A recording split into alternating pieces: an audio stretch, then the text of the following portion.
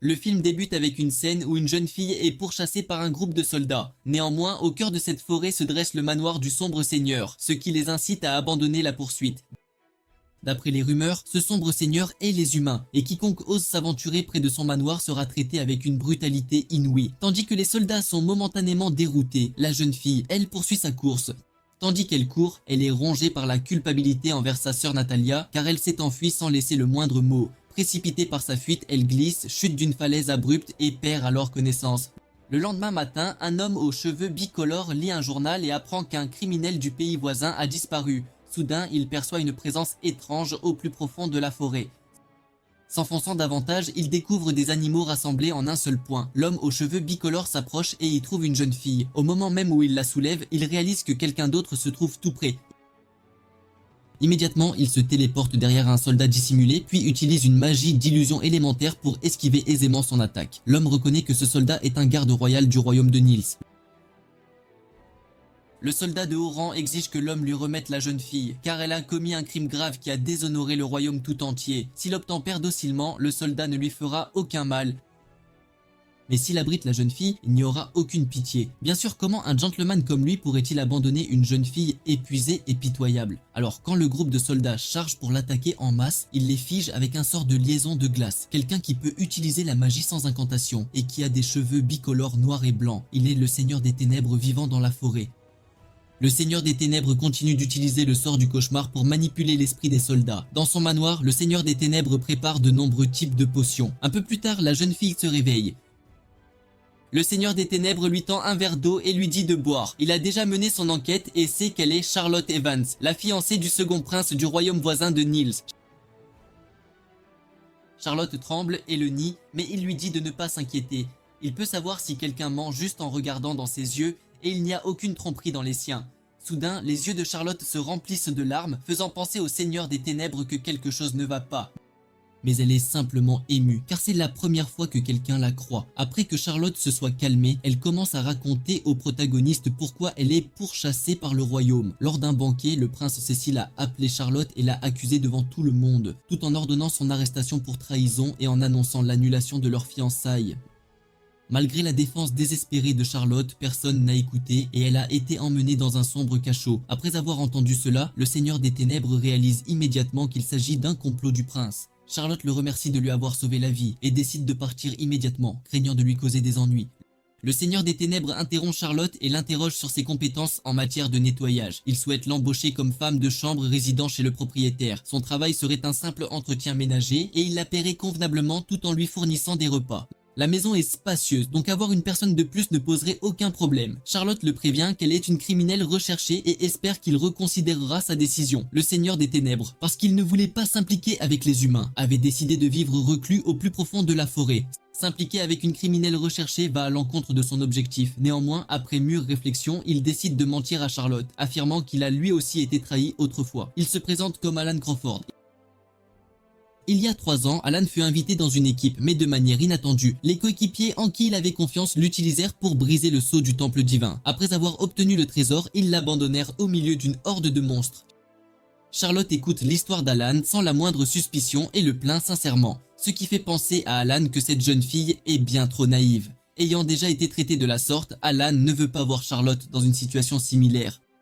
Bien que très touché, Charlotte craint toujours de causer des ennuis à Alan et refuse son offre. À court d'options, le seigneur des ténèbres recourt à la manipulation psychologique. Il se jette une malédiction de mort, affirmant que tant que Charlotte n'acceptera pas de travailler là, il ne lèvera pas cette malédiction. Et dans 3 minutes, son cœur cessera de battre. Au fur et à mesure que le temps passe, il commence à avoir des difficultés à respirer. Charlotte pâlit de peur. Et bien sûr, en moins d'1 minute, Charlotte accepte de rester et de travailler dans son manoir. Le lendemain matin, Charlotte a nettoyé le manoir jusqu'à ce qu'il soit impeccable, ce qui est incroyable pour la fille d'un duc. Alan remarque que les doigts de Charlotte sont calleux, suggérant qu'elle était traitée comme une servante chez elle.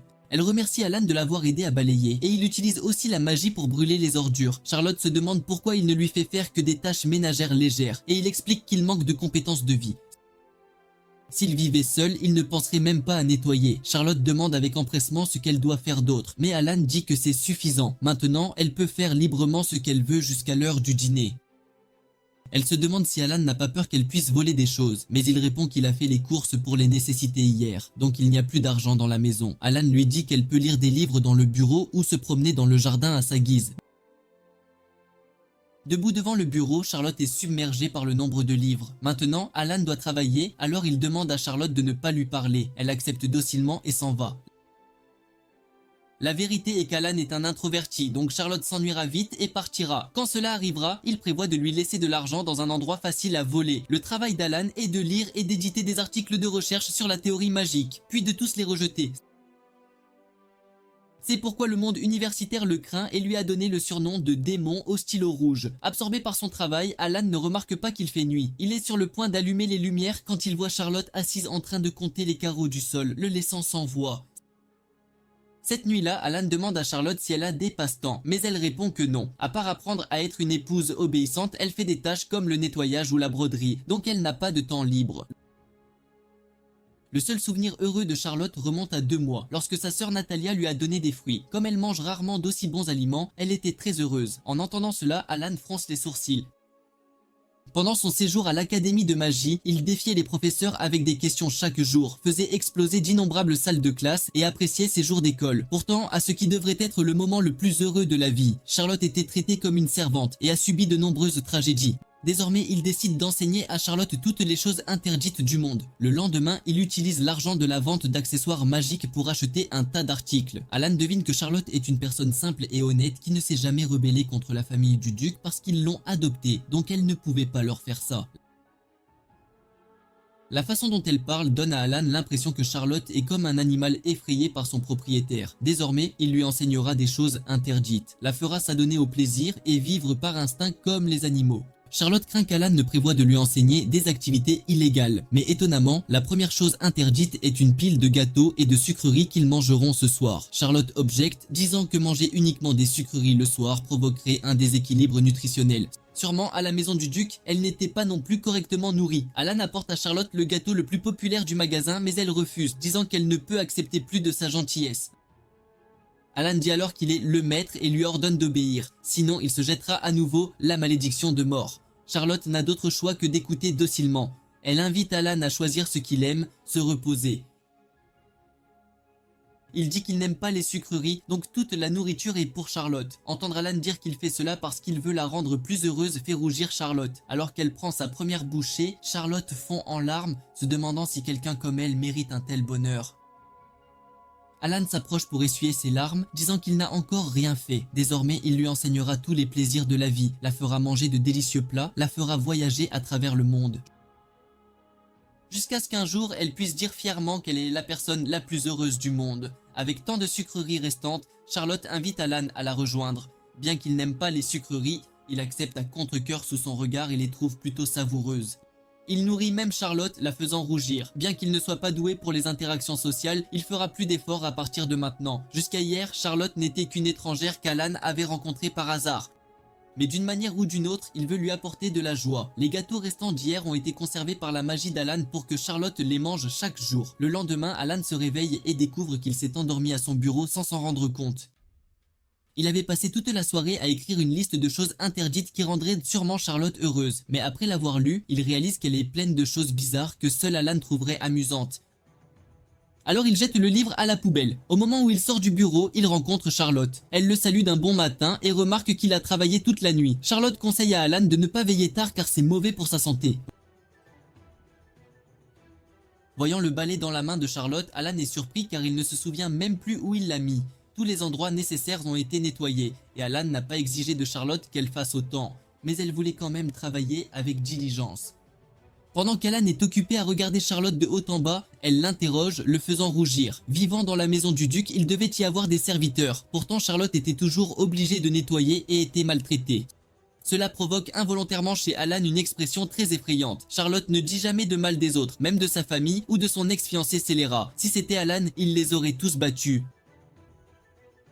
Alors qu'il est perdu dans ses pensées, il entend soudain une voix à l'extérieur. Alan se souvient et se précipite dehors, mais il est trop tard. Il présente la jeune fille comme sa nouvelle femme de chambre. Cette fille aux oreilles de chat est Maïcha, une employée de livraison de la compagnie Satoros. Tous les colis d'Alan sont livrés par elle. Maïcha dit qu'elle pense avoir vu Charlotte dans un journal récent. ce qui fait trembler Charlotte et laisser tomber le balai de sa main. Mais avec la compagnie de livraison Satoros, le client passe avant tout, alors elle fera semblant de ne rien savoir. Au fait, aujourd'hui, Alan veut demander à Mayacha de livrer des potions magiques à vendre au magasin de magie en ville. En ville, ces potions sont considérées comme les meilleures. Bien que vivre en ville lui rapporterait plus d'argent, il est introverti et n'aime pas les endroits bondés.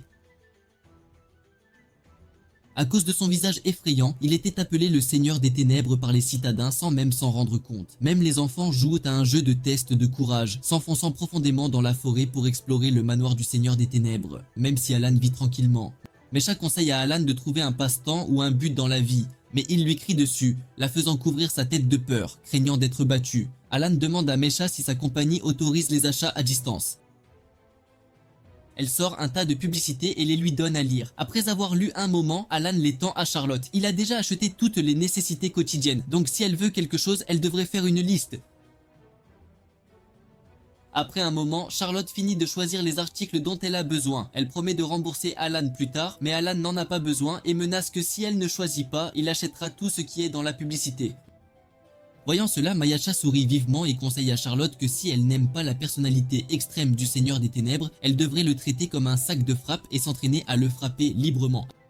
Alors que Mayacha fait une démonstration pour Charlotte, Alan a soudain une idée. Il arrête la main de Mayacha et sourit, la faisant trembler de peur. Le lendemain, les articles commandés par Charlotte ont été livrés par Mayacha, un petit sac mignon. La commande d'Alan cependant est une énorme boîte en bois. Maisha est curieuse de savoir pourquoi il l'a acheté. Bien sûr c'est pour l'utiliser, mais l'utilisateur n'est pas Alan mais Charlotte. D'un claquement de doigts, un sac de frappe pour l'entraînement de boxe apparaît à l'intérieur. Ce sera la prochaine chose interdite pour Charlotte. Maisha les entend parler de choses interdites et rougit, pensant que le Seigneur des Ténèbres a des passe-temps pervers. Ce qui fait rougir Alan aussi car il ne comprend pas ce que Maisha imagine. Alan colle une photo d'un homme sur le sac de frappe et donne des gants à Charlotte, lui disant de frapper cet homme fermement et fort. Charlotte voit que l'image sur le sac de frappe est son ex-fiancé et se sent un peu effrayée. Mais Alan l'encourage en lui disant qu'elle n'a pas besoin d'endurer en silence et qu'elle devrait exprimer sa colère. L'endurance est très importante, mais la libération est aussi nécessaire. Si vous ne faites qu'endurer, vous finirez par vous effondrer. Cependant, Charlotte dit qu'elle n'est pas du tout en colère. Malgré avoir été traitée terriblement dans le royaume de Nils, s'être fait tout prendre, sa dignité violée, et n'avoir aucun endroit où rester dans le pays. Pourtant, Charlotte n'est pas en colère. Elle pense juste que le prince devait avoir une raison. Elle a une dette envers sa famille adoptive et se sent coupable que le prince ait dû être fiancé à quelqu'un comme elle. Témoin de Charlotte, ainsi le plan d'Alan a échoué. Initialement, son plan était de faire reconnaître à Charlotte sa haine, puis d'aller dans le pays voisin pour exposer les méfaits du prince, enfin de blanchir le nom de Charlotte et de capturer les méchants. Mais de manière inattendue, Charlotte ne peut pas sérieusement faire face à son propre cœur. Elle est habituée à réprimer ses sentiments, donc même si le prince était condamné maintenant, Charlotte penserait seulement que c'est à cause d'elle que le malheur est survenu. Les voyant ainsi, Mayacha conseille à Alan de laisser Charlotte seule un moment. Alan comprend, mais attendre que le temps guérisse tout n'est pas son style. Alors il s'avance et dit à Charlotte de le frapper au lieu du sac de frappe. Charlotte est confuse et Maisha tremble devant les passe-temps pervers d'Alan. Mais Alan a trop aidé Charlotte, donc elle ne peut pas le frapper. Cependant, Alan n'a aucune intention de la laisser s'en tirer. Il claque des doigts, faisant s'illuminer soudainement les gants dans les mains de Charlotte et se contrôler, la faisant frapper fort le visage d'Alan. Charlotte est terrifiée, mais Alan loue fièrement son coup de poing comme étant magnifique. Même s'il est frappé, piétiné ou insulté de quelque manière que ce soit, Alan n'abandonnera pas Charlotte. Dans ce manoir, elle est libre. Charlotte le réprimande avec colère, disant qu'il y a une limite au sacrifice de soi. Il s'avère que quand elle est en colère, elle le montre vraiment. Il n'y a aucune blessure qu'Alan ne puisse guérir, mais il doit quand même endurer la douleur. Charlotte espère qu'il ne fera plus cela car son cœur ne peut pas le supporter. Jusqu'à présent, elle a vécu dans la peur de beaucoup de choses, mais maintenant ça va. Charlotte essaiera d'exprimer clairement ce qu'elle pense, et Alan sera toujours à ses côtés et veillera sur elle. Maisha se tient dehors, les observant comme une spectatrice et sourit. Elle devine qu'à l'avenir, ils auront besoin de beaucoup de choses comme un lit double, des bagues et même des articles pour bébé. Quand ce moment viendra, n'oubliez pas d'appeler la compagnie de livraison Satoros. Cependant, les deux personnes un peu lentes se regardent sans rien comprendre. Aujourd'hui est une belle journée. Alan demande à Charlotte si elle préfère le café ou le thé noir. Elle dit qu'elle boira ce qu'il boit. Mais Alan lui dit que ce qu'il boit est une potion nutritionnelle personnalisée dégoûtante. Oserait-elle la boire aussi ? À cela, Charlotte choisit finalement le thé noir. Alan rappelle à Charlotte qu'elle devrait être plus honnête. Jusqu'à présent, elle n'a pas pu vivre selon ses propres souhaits. Depuis son adoption par la famille du duc, la seule décision qu'elle a prise elle-même a été de fuir cette maison.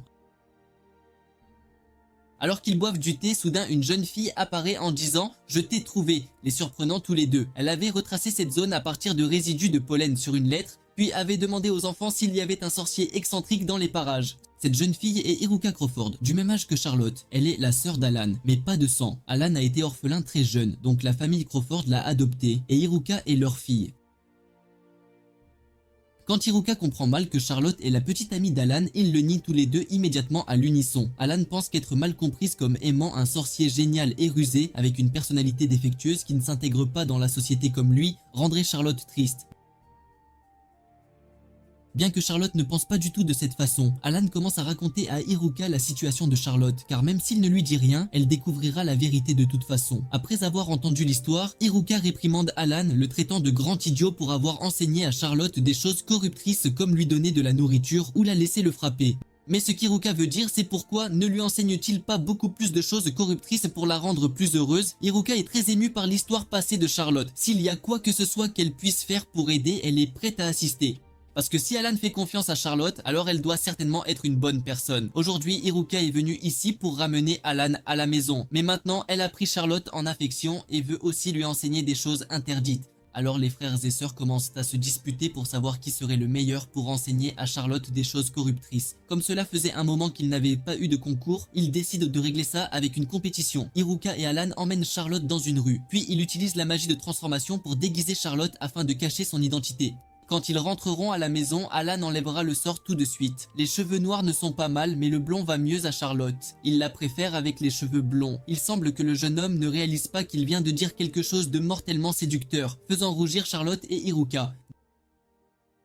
D'abord, Iruka va apprendre à Charlotte comment s'habiller. Elle croit que cela rendra n'importe quelle fille heureuse. Ils emmènent Charlotte dans un magasin de vêtements pour femmes. Bien qu'être là rende Alan très mal à l'aise, il ne peut pas partir car il est en compétition avec Iruka. Inconsciemment, il se souvient de l'époque où il était jeune et venait d'être adopté par la famille Crawford. Iruka le défiait maintes et maintes fois, malgré le fait qu'elle perdait toujours. Finalement, Charlotte choisit une tenue. Comparée à la robe qu'elle portait lors de leur première rencontre, celle-ci lui va beaucoup mieux, bien que la robe semble un peu courte, faisant légèrement rougir Alan.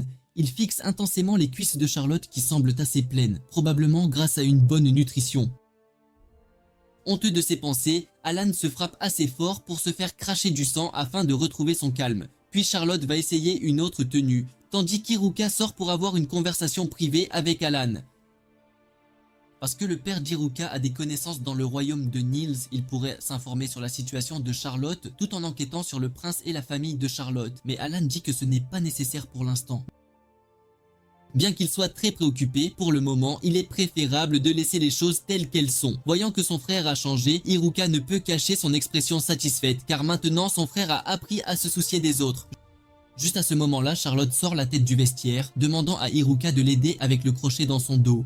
En voyant le dos de Charlotte, Iruka change soudainement d'expression, bien qu'elle essaie d'agir normalement. Cette tenue est encore plus révélatrice qu'avant, avec le dos très largement ouvert. Alan se sent mal à l'aise à ce moment-là, mais quand il voit les égratignures entrecroisées sur le corps de Charlotte, il se fige, tout en essayant de garder son calme, en la complimentant.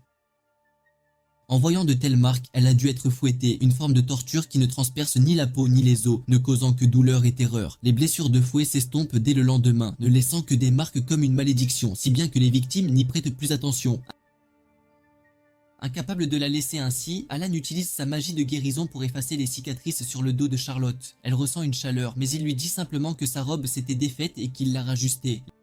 Les cicatrices peuvent être facilement effacées avec une magie simple, ce qui signifie que Charlotte n'a même pas été correctement soignée. Pensant à toutes les injustices qu'elle a dû endurer, Alan serre le poing et dit à sa sœur qu'il détruira tous ces salauds et qu'il a besoin de son aide.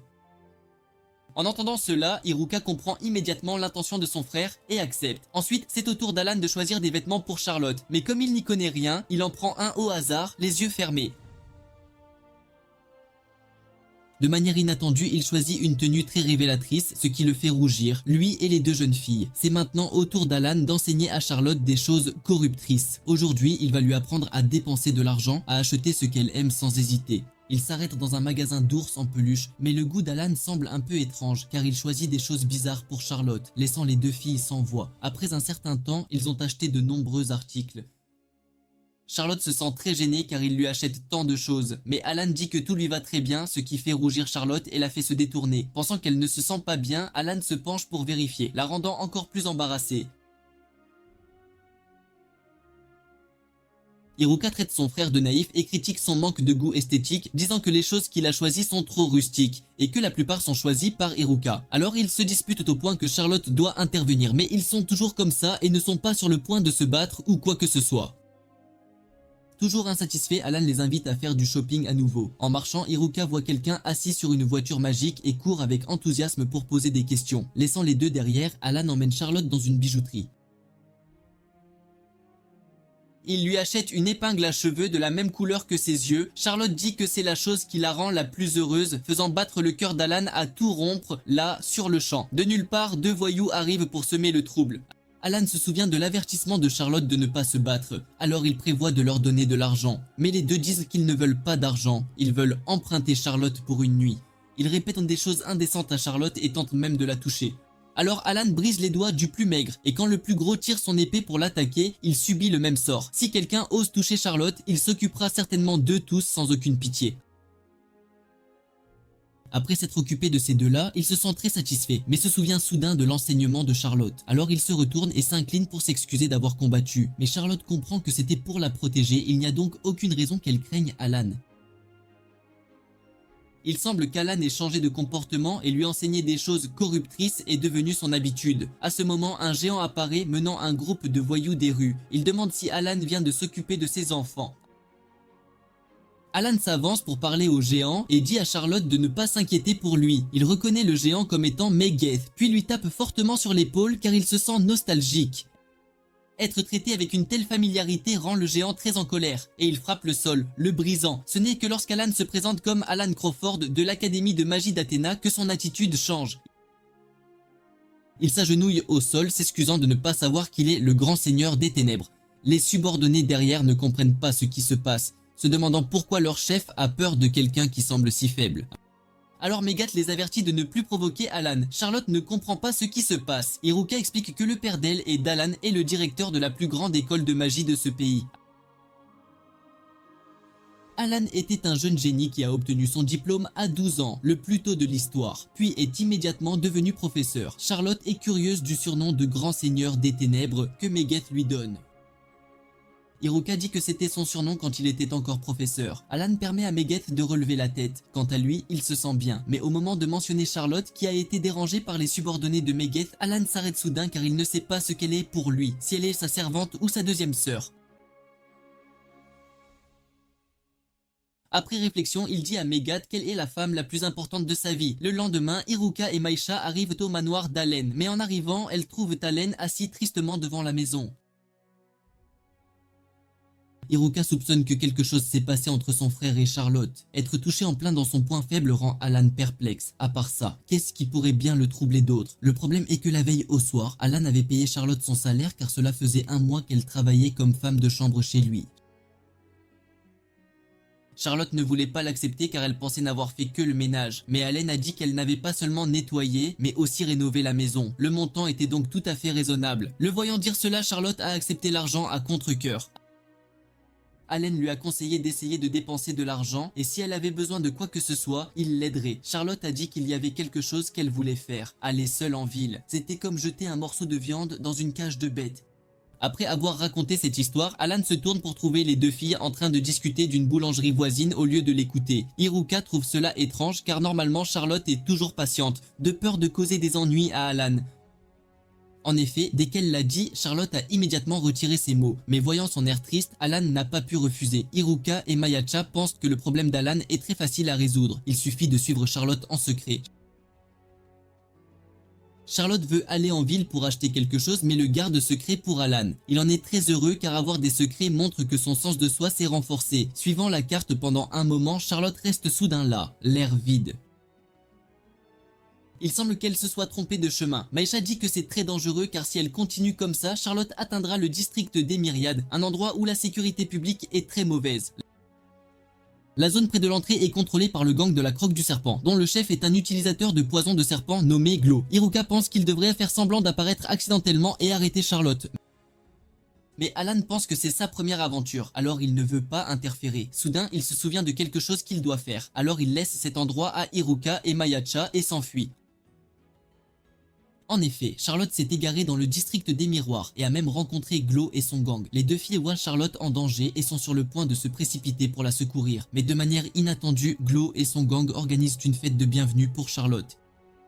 Il s'avère qu'Alan avait agi à l'avance, les ayant vaincus et menacé que si Charlotte venait, ils devaient la traiter poliment. Pas étonnant qu'ils aient tous l'air si mal en point. Il semble qu'elle l'ait remarqué aussi, car elle s'enquiert de leur santé et leur donne des médicaments de guérison, poussant Glo et ses compagnons à s'agenouiller au sol, appelant Charlotte une déesse et promettant de changer leurs habitudes et de vivre honnêtement à partir de maintenant. Glo est curieux de sa relation avec Alan. Charlotte réfléchit puis dit qu'elle n'avait nulle part où aller et qu'il l'avait embauchée comme servante, donc pour elle, Alan est son maître. Les voyous, entendant cela, commencent à soupçonner que leur déesse a été trompée par Alan, ou plus précisément menacée. D'un côté, il y a le terrifiant grand seigneur des ténèbres, de l'autre, une déesse douce avec tout le monde. Ils semblent complètement incompatibles. Mais Charlotte pense que les voyous comprennent mal quelque chose. Elle ajoute même qu'Alan lui a enseigné des choses corruptrices et qu'ils l'ont fait toute la nuit, faisant rougir les voyous. Puis Charlotte les remercie et dit au revoir au groupe de Glo. Cependant, Charlotte s'enfonce plus profondément là où c'est plus dangereux. Mais ce n'est pas un problème car Alan n'a qu'à soumettre tout ce district sous son commandement. Ainsi, après une seule session, il n'y a plus de menaces. Ils n'ont plus non plus besoin de protéger Charlotte. Maintenant, Alan ne peut plus la suivre car elle veut acheter un article secret. Alors Mayacha la suivra seule, tandis qu'Hiruka et Alan restent derrière pour attendre. Cet après-midi-là, Mayacha revient et rapporte que la virée shopping de Charlotte s'est déroulée en toute sécurité et qu'elle est sur le point d'arriver. Alan demande curieusement ce que Charlotte a acheté, mais Mekia dit qu'elle n'a pas jeté un œil. Juste après, Charlotte arrive en courant, suivie par la propriétaire du magasin d'accessoires pour cheveux. En marchant dans la rue, elle a entendu des gens raconter de bonnes histoires, s'attendant à ce que les actions de son frère pour protéger Charlotte aident tant de personnes.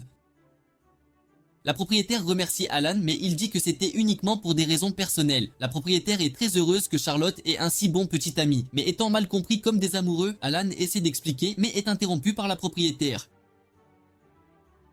Puis elle dit au revoir à tout le monde et s'en va. Maintenant, Alan demande timidement à Charlotte des nouvelles de sa virée shopping. Elle sourit vivement, disant que le voyage était super, puis sort ce qu'elle a acheté. Ce sont des produits du nouveau magasin général. Des cadeaux pour Hiruka et Maisha. Alan voit qu'il n'a pas sa part et ne peut s'empêcher de demander. Charlotte dit qu'elle a cherché beaucoup de choses, mais ne savait pas quoi lui acheter. Si c'est de Charlotte, il aimerait n'importe quoi. Charlotte s'excuse car il l'a tellement aidée. Pourtant, elle a été insensible. Elle n'a fait que recevoir sans savoir ce qu'Alan aime. Alors pour l'instant, elle va aider Alan à raccommoder l'ourlet de sa cape. Et pendant ce temps, Charlotte espère qu'il pourra lui dire ce qu'il aime afin que la prochaine fois, elle puisse choisir correctement un cadeau pour lui. En entendant cela, Alan rougit, certain que ce moment passé ensemble vaudra plus que tout le reste. Charlotte a fini de lire le livre qu'Alan a choisi pour elle. Le livre parle de l'académie de magie d'Athéna où Alan et sa sœur ont étudié. L'école est si grande que le nombre combiné d'étudiants, de professeurs et de personnel est approximativement égal à la population d'une petite île. Alan demande à Charlotte si elle est intéressée à aller ailleurs, ce qui la rend très heureuse si elle dit qu'elle aime un endroit. Ils iront là-bas demain. En effet, Charlotte le sait. Elle a déjà reçu tellement d'aide d'Alan et maintenant il lui propose de l'emmener en voyage, ce qui la met assez mal à l'aise. Elle aime le plus les moments passés avec Alan dans ce manoir. De plus, s'adonner occasionnellement à des choses interdites, c'est bien, mais si elle le fait tout le temps, elle deviendra complètement corrompue. Alan trouve cela raisonnable, il veut seulement rendre Charlotte heureuse, pas la fourvoyer. Alors Alan essaie de tenter Charlotte d'une autre manière. Il lui parle des choses qu'ils peuvent faire en voyage, comme manger de délicieux plats, visiter des attractions touristiques, et même se baigner dans des sources chaudes. En entendant parler des sources chaudes, Charlotte mord immédiatement à l'hameçon. Alan lui dit de juste dire où elle veut aller et il réalisera ce souhait. Mais elle insiste toujours pour garder le secret car elle a peur de déranger Alan, alors il doit recourir à son stratagème de menace de mort à nouveau. Juste à ce moment-là, Maisha fait soudain irruption de quelque part avec une livraison spéciale pour Alan et Charlotte. Un voyage pour 2 personnes dans la région d'Unoha. Ainsi, le lendemain matin, ils s'installent dans une calèche pendant 3 heures depuis le manoir pour atteindre Unoha. Contrairement au royaume montagneux de Niels, cet endroit est une plaine très paisible. Cette zone est rurale. Il semble donc que le mandat d'arrêt de Charlotte n'y soit pas encore parvenu. Pouvoir sortir sans déguisement comme ça lui semble un rêve. Charlotte se demande si c'est normal qu'Alan l'accompagne au lieu d'Iruka. Il semble qu'Iruka ait des affaires et qu'elle quittera la ville pour quelques jours, donc c'est bon. Mais ils ne savent pas que ce voyage a été arrangé par Iruka et Maicha, il n'y avait pas de véritable invitation. Elles ont utilisé l'argent de l'association de soutien pour acheter des billets de voyage aux sources chaudes pour les deux. Comme la distance entre Alan et Charlotte était frustrante à observer, grâce à ce voyage, ils feront certainement des progrès. À ce moment, Charlotte passe la tête et voit qu'ils sont sur le point d'atteindre leur destination. L'endroit est mentionné dans le livre. C'est le complexe 3 étoiles le plus populaire de la région d'Unoa, offrant de nombreux services tels que de délicieux plats, des massages et des sources chaudes. Se pourrait-il que l'endroit que Charlotte veut le plus visiter soit cet hôtel? Charlotte jette un coup d'œil autour d'elle un instant, puis confirme. Alors Alan sait immédiatement qu'elle ment. Il essaie de tourner la page suivante pour déduire ce que Charlotte aime vraiment, mais elle ferme le livre. Elle aime aussi les sources chaudes, mais l'endroit où elle veut aller est un lieu que les enfants aiment visiter. Alors elle se sent très gênée. Alors Alan tente Charlotte en disant que grandir et pouvoir faire librement des choses qu'on ne pouvait pas faire enfant est merveilleux. De plus, il ne rira pas et ne la traitera pas d'enfantine. Alors elle peut être rassurée, où que ce soit, il ira avec elle. Finalement, ils arrivent au complexe. Regarder cet endroit les rend tous deux intéressés par les sources chaudes. Soudain, Charlotte trébuche et tombe. Alors Alan la rattrape. Le guide touristique les remercie d'avoir choisi cet hôtel pour leur lune de miel. Être mal compris comme un couple marié rend Alan et Charlotte très embarrassés. Il s'avère que leurs billets sont un forfait spécial uniquement pour les couples et les époux. Alan réalise aussi qu'il a été piégé par Maicha. Le guide touristique dit que s'ils ne sont pas satisfaits, Alan peut changer pour un autre billet. Cependant, c'est leur forfait le plus premium, donc les dames sont généralement très satisfaites. Voyant cela, Alan déglutit et accepte, tandis que le visage de Charlotte devient complètement rouge. Ensuite, Alan prend la main de Charlotte pour une promenade. La boisson de bienvenue est incluse dans le forfait couple. Il n'y a donc qu'une seule paille. Charlotte devient de plus en plus gênée et commence à vaciller, et notre protagoniste n'est pas très différent, alors il boit tout le verre d'un trait. Ils se rendent à la zone des sources chaudes dont l'hôtel est très fier. Comme c'est un bain extérieur, hommes et femmes doivent porter un maillot de bain pour entrer. Comme ils n'en ont pas, le guide touristique emmène Charlotte au vestiaire pour essayer quelques modèles de maillots. Après un moment, Charlotte a enfilé un maillot de bain et sort, faisant s'arrêter le cœur d'Alan. Témoin de l'expression d'Alan, Charlotte pense que ce maillot de bain ne lui va pas.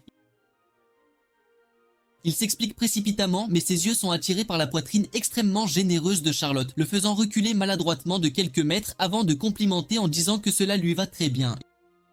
Ils profitent d'une journée ensemble dans ce complexe, se terminant par un bain dans la source chaude en regardant le coucher de soleil. Juste à ce moment-là, la glace qu'Alan a commandée est livrée. Manger de la glace en se baignant dans l'eau chaude est aussi une chose interdite.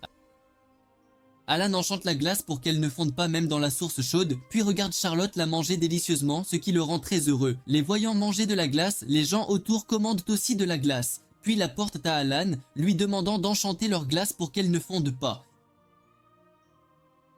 Il est de bonne humeur alors tout le monde peut la porter. Le soir, ils dînent au restaurant de l'hôtel. Le guide touristique remercie Alan car grâce à lui, les ventes de glace d'aujourd'hui ont triplé.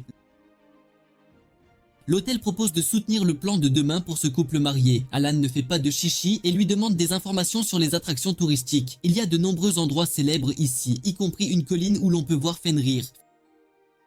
Fenrir est une noble bête magique. La rumeur veut que quiconque le voit aura de la chance. Cependant, c'est maintenant la saison où ils sont occupés à s'occuper de leurs petits. Alors ils descendent rarement des montagnes. Alors le guide touristique suggère de visiter le zoo magique de Unoa. Dès que Charlotte entend parler du zoo, elle montre immédiatement de l'intérêt, alors le protagoniste comprend immédiatement où elle veut aller. Leur chambre est très spacieuse, avec vue sur la mer. En entrant, tous deux rougissent d'embarras en voyant le lit d'amour déjà préparé. Ce lit leur permet également de choisir leurs rêves. Il semble que ce soir, Alan et Charlotte devront dormir ensemble. Comme ils doivent se lever tôt demain, tous deux éteignent les lumières et se couchent tôt. Mais bien sûr, un homme et une femme partageant un lit comme ça rend le sommeil difficile. Charlotte veut rêver de sa mère décédée, alors Alan utilise une légère hypnose pour l'aider à s'endormir rapidement. Après avoir vu Charlotte profondément endormie, il s'assied et la regarde. Pour éviter de faire quoi que ce soit de mal, Alan utilise le sort de sommeil forcé, ce qui fait également s'évanouir Maisha et Iruka, qui écoutaient aux portes à l'extérieur. Le lendemain matin, Alan se réveille et trouve Charlotte les larmes aux yeux. Elle a rencontré sa mère en rêve et lui a raconté de nombreuses histoires, y compris sur Alan. Pendant ce temps, la nuit précédente, un cochon d'Inde aquatique se tenait au sommet de la montagne sous le clair de lune, se demandant si Alan pourrait protéger Charlotte ou non. Ils sont arrivés aux eaux de Yunoa où Charlotte voulait aller. Cependant, ce que Charlotte aime, ce ne sont pas les animaux géants, mais la zone des animaux apprivoisés. Enfant, elle avait lu des choses à leur sujet dans des livres d'images et voulait les voir un jour. Voyant que Charlotte ne demande rien, Alan fait semblant d'avoir une crise cardiaque. Alors elle doit le supplier d'acheter 2 bandeaux à oreilles de chat et veut qu'il en porte un avec elle. Bien que très embarrassé, il accepte à contre-cœur de peur de rendre Charlotte triste. Dans le jardin des animaux apprivoisés, il y a toutes sortes de créatures mignonnes. Soudain, un panneau apparaît disant qu'ici, il y a aussi des cochons d'Inde aquatiques infernaux. Quand ils ont faim, ils deviennent fous et peuvent détruire une montagne entière. Pendant qu'ils s'interrogent à ce sujet, un guide touristique arrive et les assure que les cochons d'Inde aquatiques se reposent maintenant profondément dans la forêt. Alan se tourne pour demander à Charlotte si elle aime ça et la voit trembler en s'accrochant aux nageoires. Pensant que quelque chose ne va pas, il s'avère qu'elle tremble parce que les animaux sont si doux qu'elle a envie de pleurer en les touchant. Ayant vu un tel paradis, Charlotte sent qu'elle n'a plus de regrets. Voyant Charlotte si heureuse, Alan l'invite à l'intérieur pour jouer avec les bêtes magiques. Il va secrètement parler aux bêtes magiques, leur demandant de jouer avec Charlotte, promettant de leur acheter de la nourriture plus tard. Mais Alan n'a pas besoin de les soudoyer, les autres bêtes magiques se sont déjà attachées à Charlotte. Au fait, Alan dit à Charlotte que dans ce monde, il existe d'innombrables types de magie et de compétences spéciales, et y compris celles qui nécessitent un talent inné. Alan a aussi un talent inné en magie, il peut donc utiliser la magie sans incantation. Charlotte a probablement un talent de dompteuse de bêtes qui peut comprendre et commander les bêtes magiques, car elle attire si bien les bêtes magiques sans aucune formation. C'est peut-être pour cela que Glow et son gang l'autre jour ont été apprivoisés par elle. Ayant été témoin de cette scène, le guide touristique court vers eux, demandant de l'aide pour une affaire désespérée. Le directeur du zoo voit qu'ils sont trop jeunes et les méprise, mais quand il reconnaît Alan, son attitude change immédiatement. Ses subordonnés ont également l'air très satisfaits, croyant que si c'est quelqu'un de la famille Crawford, alors ils peuvent être rassurés. Le problème est qu'un Fenrir a été gravement blessé. Il a non seulement perdu sa mère, mais semble avoir été battu par des braconniers. Le Fenrir est une espèce en voie de disparition. Même le simple fait de les blesser peut entraîner l'emprisonnement. Leur peau et leurs os sont des matériaux de haute qualité pour la fabrication d'outils magiques. Ils sont donc toujours braconnés. C'est la première fois que ce parc s'occupe d'un Fenrir. Étant donné que personne ne le comprend vraiment, s'approcher suffisamment pour pouvoir utiliser la magie de guérison s'avère être une tâche ardue. Même lorsque Alan tente de l'approcher et de lui parler calmement, il continue de se montrer extrêmement féroce et agressif. Alors qu'ils sont encore incertains de la meilleure façon de gérer cette situation délicate, le guide touristique qu'ils avaient rencontré plus tôt arrive en courant, visiblement paniqué pour leur rapporter une nouvelle alarmante. La mère Fenrir est en train de s'approcher dangereusement de ce zoo. Bien que le personnel ait eu recours à la magie pour effacer toutes leurs traces lors du sauvetage du bébé Fenrir, cet événement démontre de manière irréfutable que la magie de la mère Fenrir est d'une puissance absolument extraordinaire. Le Fenrir est une créature légendaire, réputée non seulement pour sa grande rareté, mais également et surtout pour la puissance brute et inégalée de sa lignée ancestrale. Si l'on parle d'un individu ayant dépassé les 100 ans d'existence, à présent sachez que pour lui, rendre discrètement le bébé entière est une tâche aussi simple et rapide que de retourner sa main sans n'ayant absolument aucune autre option viable, Alan se voit contraint de devoir arrêter temporairement la mère Fenrir. C'est sa spécialité. Pendant ce temps, le personnel du zoo doit impérativement évacuer tous les visiteurs afin de se préparer à toute éventualité imprévue. Charlotte se souvient alors qu'Alan lui avait dit qu'elle possédait un talent certain en tant que dresseuse de bêtes. Mais Alan lui répond que c'est bien trop dangereux et lui conseille vivement d'abandonner cette idée.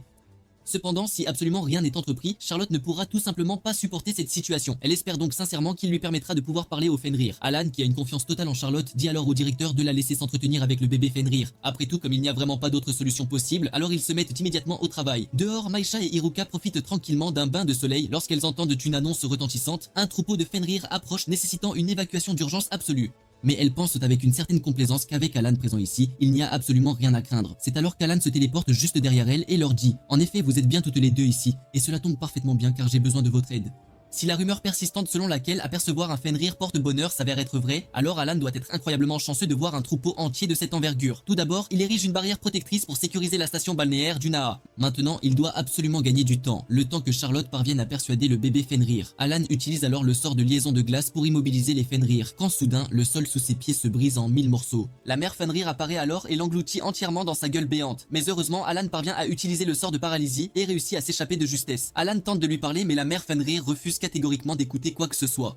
À court d'options, il envisage d'utiliser la magie pour en venir à bout, mais il est soudainement arrêté par le cochon d'Inde aquatique de la nuit précédente. S'il venait à blesser la mère Fenrir, alors la mère et son enfant ne pourraient jamais se réunir et Charlotte en serait profondément attristée. Ce cochon d'Inde aquatique infernal se nomme Gozetsu. Son unique but est d'aider la jeune fille qui accompagne Alan, et il lui interdit formellement de prononcer le nom de Charlotte avec une telle désinvolture. Gozetsu s'était échappé du zoo magique et avait erré absolument partout. Plus tard, il a rencontré Charlotte lorsqu'elle est tombée de la falaise. Alors qu'il cherchait désespérément des moyens de la sauver, Alan est apparu et l'a emmenée avec lui. Par la suite, Gozetsu les a suivis tous les deux sans relâche et a réalisé que pour la protéger, il devait absolument éliminer Alan. Sans plus de cérémonie, Gozetsu se précipite immédiatement pour attaquer Alan avec une fureur inouïe. Il compte libérer sa puissance scellée pour anéantir Alan, puis détruire l'intégralité du royaume de Nils. Gozetsu s'est également allié au Fenrir pour l'attaquer. Face à un cochon d'Inde aquatique infernal et à un troupeau de Fenrir déchaînés, même le grand seigneur des ténèbres n'est pas certain de pouvoir gérer la situation en douceur. C'est alors que Charlotte, ayant terminé de soigner les blessures des bébés Fenrir, se précipite avec les bêtes magiques du zoo vers Alan. Elle-même n'est pas tout à fait certaine de la raison pour laquelle elle peut comprendre le langage des bêtes magiques, alors même qu'Alan a dû passer une bonne moitié d'année pour en saisir ne serait-ce qu'un fragment. Charlotte traduit la conversation entre la mère Fenrir et son enfant et découvre qu'ils ont mal compris Alan. Ainsi, ils ont maintenant redirigé leur cible vers le cochon d'Inde aquatique. Gozetsu tente de persuader Charlotte qu'en le suivant, il l'aidera à se venger, tandis que suivre Alan ne lui apportera que du malheur et des ennuis.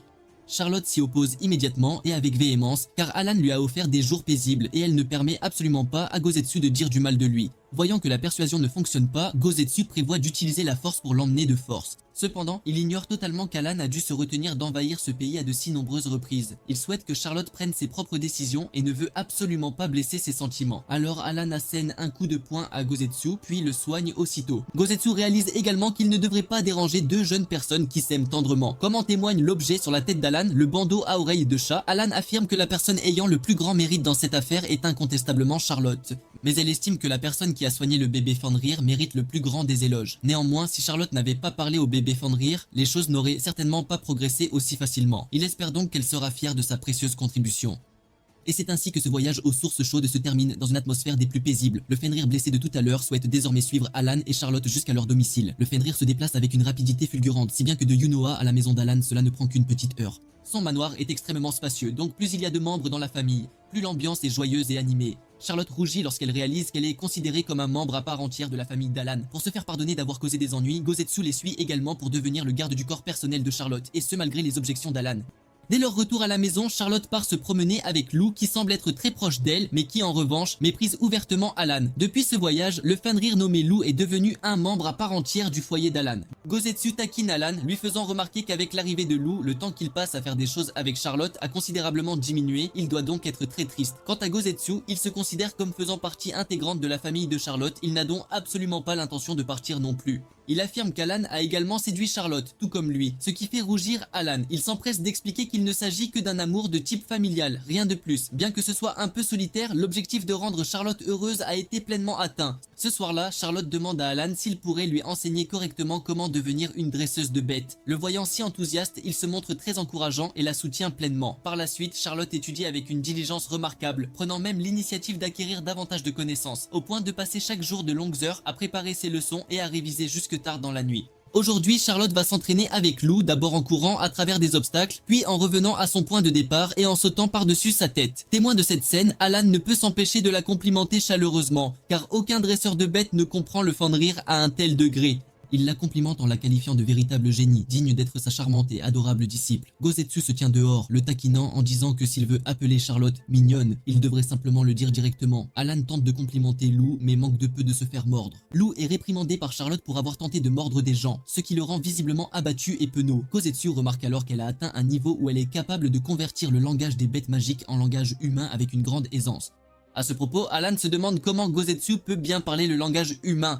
Gozetsu répond que c'est parce qu'il est très vieux et qu'il a appris tout seul au fil du temps.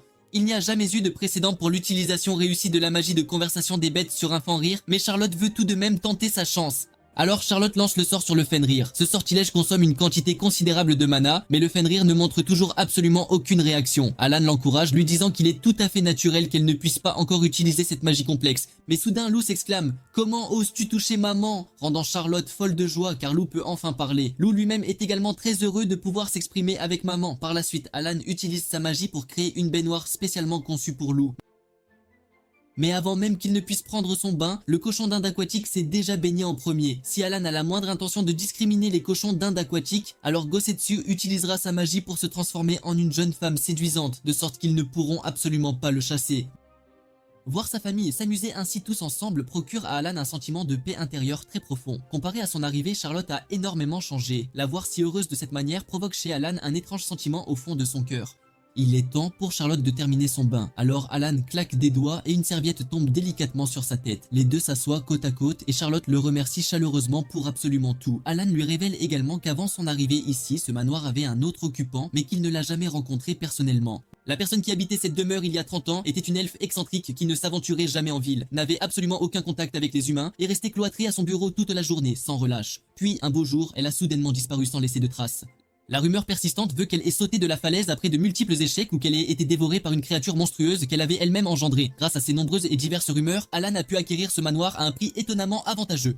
En se retournant, il aperçoit Charlotte, pâle de terreur, complètement muette, pointant du doigt la baignoire. D'une manière ou d'une autre, une quantité impressionnante de champignons est apparue dans la baignoire. Soudainement, une elfe émerge du sous-sol, les accusant avec véhémence d'avoir volé ces précieux champignons. Après avoir écouté attentivement leur explication, l'elfe invite Alan et Charlotte à descendre dans son sous-sol. Elle se présente alors comme étant Dorothea. Il semble que Dorothea vive ici depuis une période extrêmement longue, mais Alan n'avait absolument pas perçu sa présence, pas le moins du monde. Alan les présente comme étant les habitants du manoir situé juste au-dessus, et Dorothea lui répond que c'est sa propre maison. C'est à ce moment précis qu'il réalise qu'il s'agit de l'elfe qui avait disparu il y a 30 ans, et elle-même est très surprise que tout ce temps se soit écoulé. Dorothea est une elfe noire. Parmi toutes les espèces d'elfes, les elfes noirs sont une espèce particulièrement rare et surtout supérieure, n'existant presque exclusivement que dans les légendes anciennes. Ils n'ont pas besoin de manger ni de boire, et peuvent vivre pendant des centaines d'années, en absorbant simplement l'énergie magique présente dans l'air ambiant. Puisque l'ancienne propriétaire est toujours présente, Alan commence à envisager des scénarios où il devrait légalement contester le droit d'utiliser cette maison, pour protéger le bonheur et la sérénité des membres de sa famille.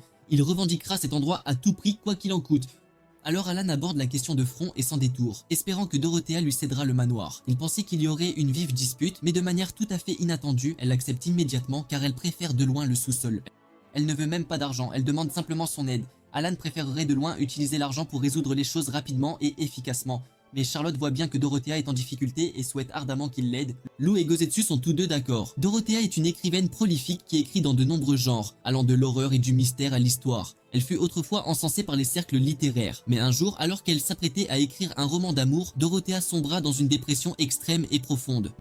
Même à l'approche de la date limite, elle ne parvenait pas à écrire le moindre mot et était constamment harcelée par son éditeur. Alors pour échapper à cette échéance pressante, Dorothea s'est emprisonnée elle-même dans le sous-sol pendant 30 longues années. Alan est sur le point de refuser de l'aider quand elle lui chuchote à l'oreille, le menaçant de récupérer le manoir, ce qui le contraint à changer radicalement d'attitude.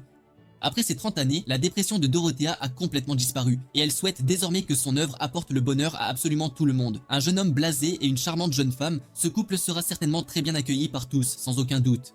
Ainsi, la toute première chose que Dorothea leur demande, c'est de flirter l'un avec l'autre, ici même, sans plus attendre. Alan et Charlotte sont en train de jouer une pièce de théâtre entièrement conçue par Dorothea. Charlotte demande à Alan pourquoi il porte le nom de famille Crawford. Alors il lui répond qu'il abandonnerait le nom de Crawford pour elle, sans hésiter. Alors Charlotte s'avance et saute à ses côtés. Tandis qu'ils se regardent intensément, Dorothea leur demande d'arrêter. Il s'avère qu'Alan utilise la magie pour porter Charlotte sans la toucher de ses mains, car la position de portage de la princesse le met très mal à l'aise. C'est une situation vraiment embarrassante pour lui.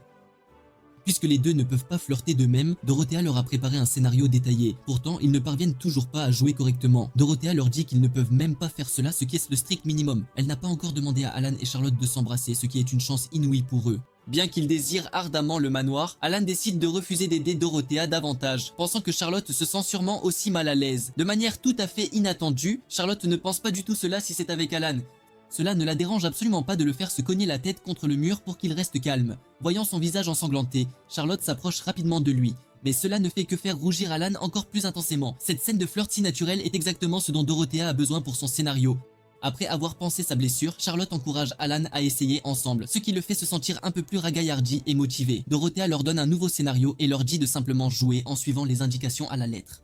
Le simple fait de voir les mots « jeune marié » rend le visage d'Alan complètement écarlate. Selon le scénario, Alan jouera le rôle d'un mari qui vient tout juste de rentrer du travail. Cependant, après avoir prononcé sa première réplique, Dorothea lui demande de la refaire car son ton était bien trop monotone et sans vie. Quant à Charlotte, elle incarne une épouse qui reste à la maison, cuisinant et attendant le retour de son mari. Elle demande à Alan s'il veut manger en premier, prendre un bain en premier, ou bien s'il la désire, elle, ce qui rend Alan incapable de supporter la situation et le fait cracher du sang. Dorothea réprimande Alan pour s'être écarté du scénario, mais il lui reproche d'avoir écrit un script bien trop osé et corrompu pour Charlotte. Rejoint la scène, Charlotte met aujourd'hui en valeur ses talents culinaires avec un ragoût de légumes. Depuis le début et jusqu'à présent, Charlotte a été la meilleure interprète sans conteste. Soudain, elle prend une cuillerée et la donne à Alan, le faisant rougir complètement. Avant même qu'il ne puisse avaler, elle l'appelle Tan, ce qui fait cracher à Alan toute la soupe qu'il avait en bouche. Cela gâche la scène pour la 3e fois consécutive. Dorothea lui explique que non seulement Charlotte devrait l'appeler Tan, mais qu'il devrait également l'appeler Shitan. Vient ensuite la scène de l'école à laquelle participeront Gozetsu, transformé en humain, et Lou. Alan incarne un délinquant solitaire et un peu marginal. Un jour, Charlotte, son amie d'enfance, est capturée par de vils méchants. Pour la sauver, Alan se lance seul à l'assaut du territoire ennemi. Mais il est arrêté par l'étudiante délinquante Gozetsu et son animal de compagnie, Lou. Il est violemment battu par les voyous, ne ripostant avec force que lorsque la vie de Charlotte est menacée, frappant les voyous avec une grande puissance. Alan s'excuse auprès de Charlotte d'avoir combattu, mais comme il l'a fait pour la sauver, Charlotte n'est absolument pas en colère. Charlotte se lève pour mouiller son mouchoir, mais elle est arrêtée par Alan. Selon le scénario, à ce moment précis, il devrait la plaquer contre le mur, lui soulever le menton et l'embrasser tendrement. Mais il ne sait absolument pas comment s'y prendre. Alors il frappe violemment le mur de sa main et le brise. Le simple fait de regarder Charlotte fait battre le cœur d'Alan de manière chaotique, trop embarrassé pour lui avouer son amour. Il se déclare plutôt le protecteur attitré de Charlotte, ruinant ainsi le scénario une fois de plus. Pour dissimuler son embarras, Alan ne peut que dire qu'il pensait que cette réplique était meilleure et qu'il l'avait modifiée. Charlotte est d'une très grande gentillesse, alors si Alan lui avoue ses sentiments, elle essaierait de lui répondre même si elle n'en a pas vraiment envie. Vient ensuite l'histoire de Cendrillon. Bien que Charlotte soit toujours intéressée, elle dit qu'ils peuvent s'arrêter si Alan est fatigué. Il affirme qu'il est toujours très énergique et qu'il peut tout à fait continuer à jouer. Dorothea leur donne le scénario. Alan jouera le rôle du prince charmant sur un cheval blanc, Charlotte incarnera la malheureuse princesse, Gozetsu sera la méchante belle-mère et Lou aura un rôle très apprécié.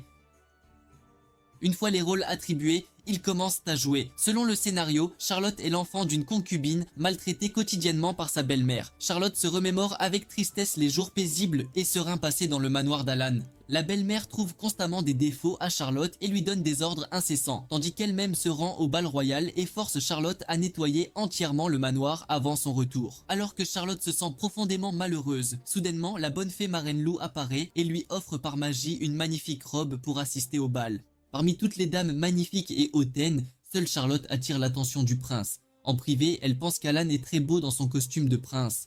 Le prince l'invite à danser, mais Charlotte lui avoue qu'elle n'a jamais dansé auparavant, de toute sa vie. Par une heureuse coïncidence, lui non plus n'a jamais dansé. Alors le prince prend la main de Charlotte et l'invite à danser. Il dit à Charlotte de lever les yeux, car c'est ainsi qu'ils pourront être en parfaite harmonie. Immergée dans la mélodie de la danse, Charlotte sent son cœur s'emballer et se penche inconsciemment dans l'étreinte d'Alan. Le simple fait d'être avec Alan rend Charlotte extrêmement heureuse. Dorothea évalue Charlotte comme une excellente actrice, tandis qu'Alan est juste passable sans plus. Gozetsu et Lou versent de l'eau pour Charlotte, tandis qu'Alan est confronté à une certaine discrimination. Charlotte le remarque et lui dit que s'il ne voit pas d'inconvénient, il peut boire dans son verre, ce qui fait rougir Alan. Maintenant, pour la scène finale, Charlotte retourne à sa vie quotidienne, essayant d'oublier la douce soirée passée avec le prince, mais le prince vient la retrouver. Soudainement, Alan réalise que Charlotte l'a fixé du regard pendant tout ce temps. Le voyant remarquer cela, elle détourne rapidement son visage, embarrassée et ne comprenant pas elle-même ce qu'elle est en train de penser. La scène commence avec le prince qui trouve une épingle à cheveux et cherche la personne qui l'a laissé tomber. La méchante belle-mère Gozetsu voit cela et la revendique faussement. Mais comment pourrait-elle tromper le prince? La personne qu'il recherche est une jeune fille dont les yeux correspondent parfaitement à la couleur de cette épingle à cheveux. La belle-mère, furieuse, s'en va. Soudainement, Alan aperçoit Charlotte debout dans un coin. La couleur de ses yeux correspond parfaitement à l'épingle à cheveux. Aujourd'hui, le prince est venu pour l'emmener avec lui. Mais comment quelqu'un comme elle pourrait-elle avoir les qualifications requises pour être avec le prince? Cependant, quoi qu'il arrive, il ne lâchera pas sa main et jure de la protéger coûte que coûte à tout prix. Charlotte l'interroge sur les sentiments du prince à son égard. Alan est sur le point de répondre lorsqu'un homme étrange défonce le mur et fait irruption avec fracas. Il s'avère que c'est l'éditeur de Dorothea venu pour la ramener avec lui. L'homme dédommage également poliment les dégâts causés au mur, puis emmène Dorothea. Pendant tout ce temps, Alan avait tenu Charlotte fermement pour la protéger, sans même s'en rendre compte. Ce n'est que lorsqu'elle le lui rappelle qu'il la lâche, visiblement embarrassée. Charlotte, mal à l'aise, veut savoir ce qu'Alan était sur le point de dire, mais ils sont tous deux trop gênés pour continuer. C'est alors qu'Iruka se précipite, apportant la nouvelle que la sœur de Charlotte, Natalia, est en difficulté. En se remémorant le passé, Charlotte se souvient qu'elle était exploitée au point que ses mains étaient complètement rouges et abîmées. Les domestiques la bousculaient délibérément en passant, puis faisaient semblant de s'excuser tout en la dénigrant dans son dos, sans scrupule. Sa mère étant décédée, Charlotte n'avait absolument personne sur qui compter. Elle fut adoptée par la famille Evans, elle devait donc endurer toutes ces épreuves. Seule Natalia l'appelait encore grande sœur, lui donnant secrètement des médicaments et lui disant de les utiliser. Natalia voulait que Charlotte lui lise des livres. Malheureusement, elle avait encore de nombreuses tâches ménagères à accomplir ce jour-là. Alors l'enfant avait un autre souhait, celui d'être plus proche de sa sœur. Natalia voulait que Charlotte l'appelle par son prénom lorsqu'elles étaient seules, en toute intimité. De retour au présent, ils sont assis sur un bateau flottant au milieu de l'océan, juste après avoir appris que la sœur de Charlotte est en difficulté. La sœur de Charlotte, Natalia Evans, a le même père mais une mère différente. Elle a 10 ans de moins qu'elle, et est l'héritière légale et légitime de la famille Evans. Dans le royaume de Nils, Natalia est la seule et unique alliée de Charlotte. La nuit dernière, grâce à la puissante magie d'Alan, Charlotte a très bien dormi, allant même jusqu'à rêver de sa sœur bien-aimée. Iruka remarque que son frère a récemment gardé à la fois un Fenrir et un cochon d'Inde aquatique, disant que si leur mère voyait cela, elle serait extrêmement heureuse car elle est une véritable pionnière dans la recherche sur les bêtes magiques.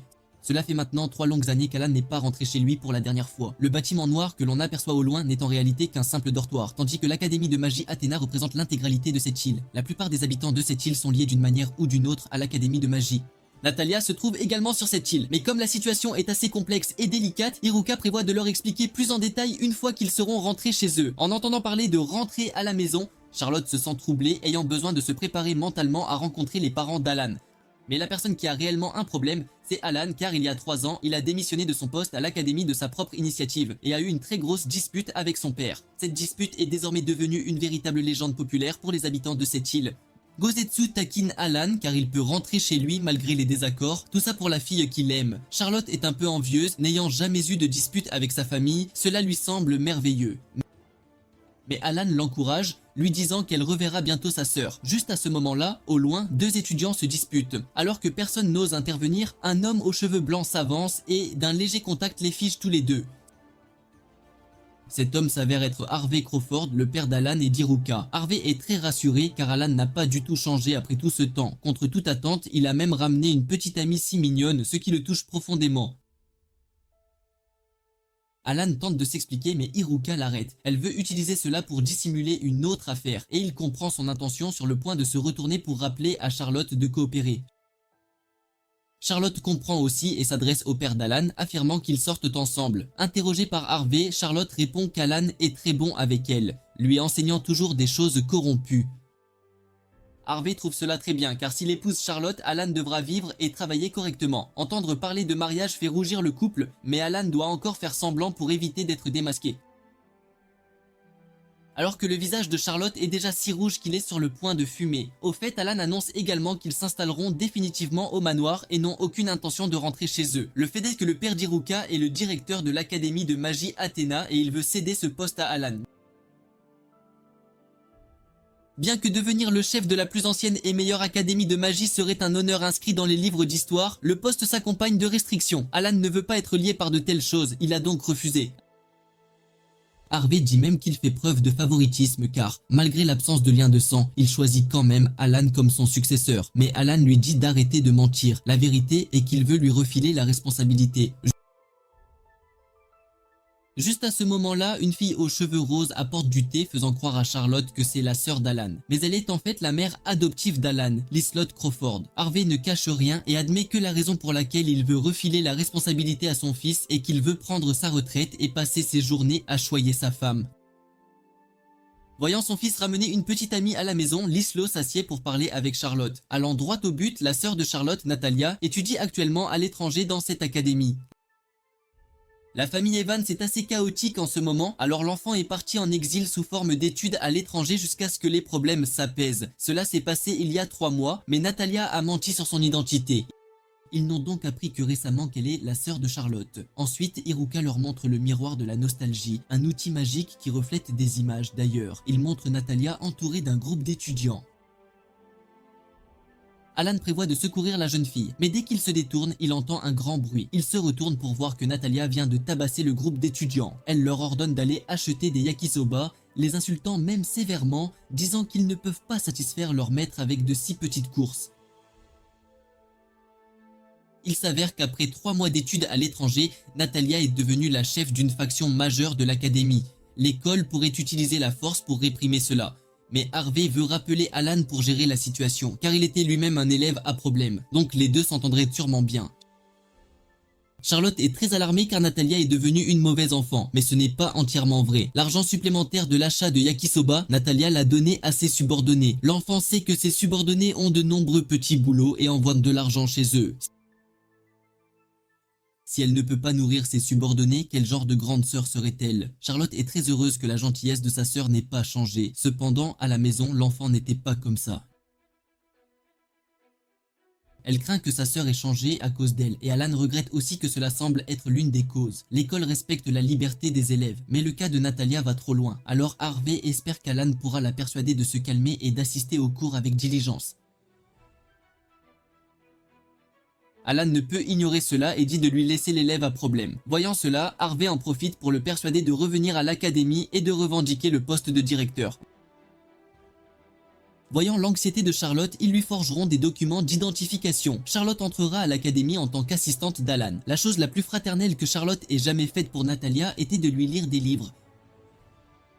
Pourtant, l'enfant l'appelle toujours grande sœur puisqu'ils veulent aussi commencer demain. Alan prévoit de louer un logement à l'extérieur, mais sa mère l'arrête et dit qu'elle a préparé des chambres pour tout le monde.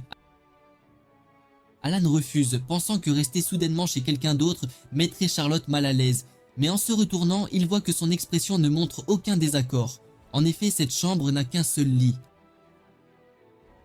Alan a très peur que sa mère découvre qu'il mente sur leur relation, alors il n'ose pas désobéir. Charlotte est maintenant très embarrassée et dit que puisqu'ils doivent se lever tôt demain, ils devraient tous les deux aller dormir. Toute la nuit, Alan se tourne et se retourne, incapable de dormir. Il s'excuse auprès de Charlotte car il n'aurait pas dû mentir sur leur relation. Mais son visage ne montre aucun signe de souffrance. Pour surmonter cette situation, Alan prévoit d'utiliser le sort de sommeil forcé. Mais après plusieurs tentatives, cela ne fonctionne pas. Il s'avère que ce lit a été équipé d'un matériau annulant la magie. Hiruka pense secrètement que cette nuit sera très longue. Après être resté éveillé longtemps, Charlotte interroge Alan sur sa famille. Ses parents semblent très proches, comme une relation idéale, ce qui la rend un peu envieuse. En entendant parler d'une relation idéale, Alan commence à imaginer des scénarios où il est intime avec Charlotte, et il s'appelle par des surnoms. Alan demande nerveusement à Charlotte s'il doit la traiter comme son père traite sa mère, mais elle dit qu'ils ne font que jouer un rôle, donc il n'y a pas besoin d'aller aussi loin. Charlotte demande à Alan ce qu'il allait dire lors de la scène finale devant Dorothea. À ce stade, il pense qu'il devrait être honnête avec elle. Pour lui, se réveiller et voir Charlotte, se saluer, boire du thé ensemble, regarder les fleurs pousser, se promener et faire du shopping ensemble, c'est suffisant. Quant à Charlotte, Alan lui a enseigné beaucoup de choses corrompues. Manger des repas ensemble, se souhaiter bonne nuit et répéter la même chose le lendemain. Bien que tous deux aient les mêmes pensées, ils ont chacun peur de déranger l'autre. Alors ils considèrent tous deux cela comme une chose corrompue. Se sentant mal à l'aise et ne sachant que dire, Charlotte prend la parole en premier. Elle s'excuse d'avoir troublé Alan et lui dit d'aller dormir tôt. Le lendemain matin, Alan transforme Charlotte en secrétaire. Cette fois, il lui fait aussi porter des lunettes pour satisfaire sa préférence, mais lui ment en disant que c'est pour éviter d'être reconnu par des connaissances. À l'école, les deux observent attentivement Natalia assise seule en train de lire un livre. Ce soir-là, alors que Natalia se rassemble avec ses subordonnés, Alan sort et l'appelle. Immédiatement, Natalia adopte une posture de combat, le surprenant car elle n'apprend la magie que depuis 3 mois. En l'entendant se présenter comme Alan Crawford, les subordonnés de Natalia le reconnaissent immédiatement comme l'infâme élève à problème de cette académie, celui qui pouvait instantanément neutraliser des centaines de professeurs et d'étudiants adverses, qui a fait exploser une montagne entière après s'être battu avec le directeur pendant 3 jours et 3 nuits. Il est le grand seigneur des ténèbres de l'académie de magie. Alan présente la fille qui l'accompagne comme son assistante, Charlotte. Alan déclare directement que son but en venant aujourd'hui est de guider les élèves à problème. Mais Natalia refuse catégoriquement et emmène ses subordonnés. Charlotte fond en larmes car elle a enfin pu parler à sa sœur. Cependant, Alan dit que ce n'est qu'un salut. À l'avenir, Charlotte jouera, se réunira autour de la table à manger et se disputera occasionnellement avec Natalia. En entendant cela, Charlotte ne peut se retenir et sanglote bruyamment, faisant croire aux étudiants autour qu'Alan la harcèle. Le lendemain, il s'assoit avec Natalia pendant le cours. Alan lui demande si elle comprend la leçon, car c'est assez difficile. Contre toute attente, la jeune fille se lève et prouve immédiatement que la formule écrite au tableau par le professeur est fausse, ce qui fait admirer Charlotte car elle ne comprend rien à tout cela.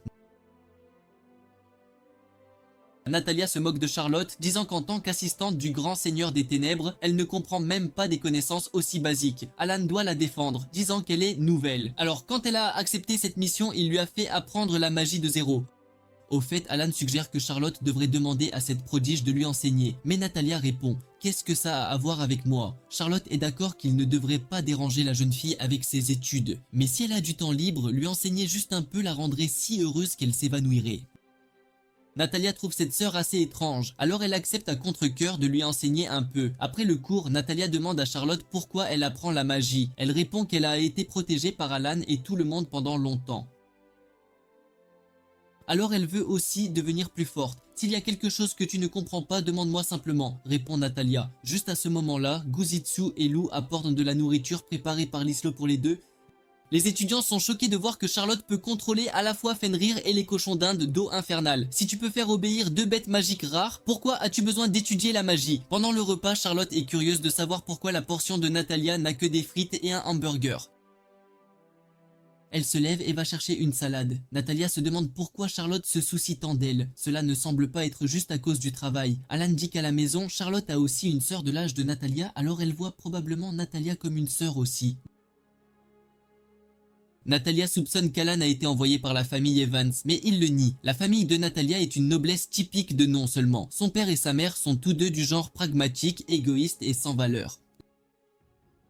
La jeune fille étudie la magie pour devenir indépendante de sa famille. Alan est sur le point de discuter de la sœur aînée de Natalia quand la jeune fille se met en colère, lui disant de ne jamais mentionner ce sujet devant elle. Alors que Natalia est sur le point de partir, elle est arrêtée par un étudiant nommé Chris qui la défie. Bientôt, il y aura une bataille décisive entre les deux camps. Juste à ce moment-là, Charlotte a aussi apporté la salade, mais elle trébuche et tombe. Les subordonnés de Chris voient cela et l'insultent. Alors Natalia se précipite et donne un coup de pied à chacun des deux gars. Maintenant, pas besoin de planifier quoi que ce soit. Battons-nous ici même. Mais Alan l'arrête car c'est la cantine et se battre n'est pas autorisé. Natalia est en colère car Alan ignore quand son assistante est blessée, mais Alan n'a jamais dit de les laisser partir. Il claque des doigts pour créer une super barrière spatiale, piégeant tout le monde à l'intérieur. La faiblesse de ce type de barrière est qu'elle peut être brisée en battant la personne qui l'a créée. Alors tout le groupe de Chris se précipite vers Alan. Alan démontre également à Natalia 3 points importants dans un combat. Premièrement, couper la retraite de l'ennemi. Deuxièmement, n'en manquer aucun. Et le point le plus important, briser complètement la volonté de l'adversaire afin qu'il n'ose plus jamais vous affronter. Alors qu'Alan parle en formant une boule géante, elle est soudainement brisée par quelqu'un. Il s'avère que c'est Charlotte, en colère qu'ils se battent. Ensuite, Natalia et Alan reçoivent une leçon de Charlotte, les faisant tous deux s'agenouiller et s'excuser. L'utilisation réussie de la magie que Charlotte vient d'apprendre la rendra certainement plus confiante. Alan comprend aussi que Natalia ne se bat pas parce qu'elle aime ça, elle veut juste aider les faibles qui sont isolés. Natalia est aussi fatiguée de combattre le groupe de Chris. En entendant cela, Alan veut que Natalia fasse quelque chose. « Ne me dis pas que tu me demandes de devenir amie avec Chris, dit-elle. Mais non, il veut qu'elle domine cette académie. Aujourd'hui, Iruka a enfin rencontré Natalia qui apprend et pratique actuellement comment dominer l'école comme l'a instruit le grand seigneur des ténèbres. En battant le chef de faction dans son domaine d'expertise, Natalia n'aura certainement aucun adversaire dans cette école. La bataille entre Natalia et Chris sera une course pour voir qui peut obtenir le drapeau au fond du donjon et s'échapper en premier. Alan montrera à Natalia quelques astuces qui ne violent pas les règles pour l'aider à gagner. Ils affichent un sourire effrayant qui fait même peur à Charlotte. Contre toute attente, Natalia gagne et sort 30 minutes plus tôt. Subissant une défaite humiliante, le groupe de Chris part en colère. Il y a un autre donjon à proximité, mais le boss y est en période de reproduction, il est donc temporairement interdit d'y entrer. Juste à ce moment-là, les subordonnés de Natalia accourent pour se vanter d'avoir vaincu tous ceux qui les commandaient autrefois. Être félicités par leur grande sœur les émeut aux larmes. Actuellement, les subordonnés de Natalia sont enseignés par Guzetsu. L'estomac de Natalia gargouille aussi après une longue journée. Alors ils se dirigent vers la cantine pour discuter du prochain plan. Pour le dîner de ce soir, Charlotte fait manger à Natalia un grand bol rempli de légumes. Bien que visiblement réticente, quand elle entend que Charlotte l'a préparé parce qu'elle pensait que Natalia l'aimait, la jeune fille mange à contre-cœur tout le bol de légumes d'un seul coup. Charlotte félicite Natalia d'avoir si bien mangé, disant qu'il y en a encore beaucoup, alors elle devrait manger autant qu'elle veut. Voir les deux sœurs devenir proches rend Hiruka et Alan très heureux. Cependant, il ne peut pas encore parler à la jeune fille de sa sœur aînée, car plus tôt, quand elle a été mentionnée, elle est devenue très en colère, alors ils sont prudents maintenant.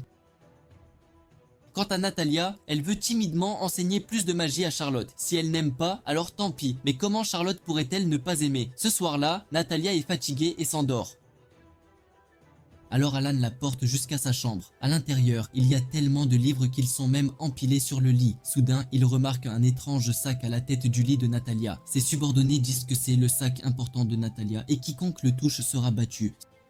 Ce sac est scellé par magie et utilise la biométrie pour s'ouvrir.